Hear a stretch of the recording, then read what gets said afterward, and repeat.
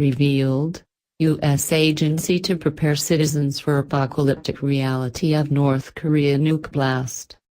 The U.S. CDC agency have declared, just days after Donald Trump threatened to push the nuclear button, that nationwide preparation for a nuclear explosion was underway. The Center for Disease Control, CDC, said a national panel was meeting imminently to discuss preparations that needed to be made in the case of an apocalyptic nuclear blast. This announcement comes just days after U.S. President Donald Trump bragged about the effectiveness of his nuclear button, in response to North Korean provocation. The public forum, scheduled to take place on January 16, will address planning and preparations for the country in the event of a nuclear strike. Former Vice President Joe Biden said in recent days that the U.S. has never been closer to nuclear war with North Korea. The CDC spokesperson said, a nuclear detonation would have devastating results and there would be limited time to take critical protection steps.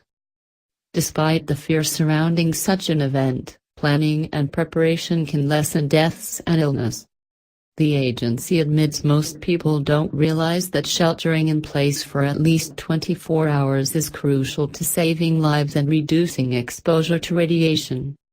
President Trump and the North Korean regime have been engaged in an escalating battle of threats and a war of words over nuclear confrontation.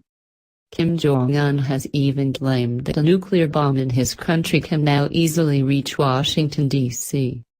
In response, Mr. Trump has threatened to totally destroy the country with a population of 25 million people. International relations and foreign policy expert Jim Scott told ABC, although this has been planned since spring 2017, and not a knee-jerk response to the president's tweets, the publicized effort of it suggests experts feel there is a heightened concern. This comes quick on the heels of U.S. security personnel noting that we are closer to nuclear confrontation with North Korea than ever before. We were once well informed during the Cold War, but once that ended, we stopped talking about it or teaching it in schools.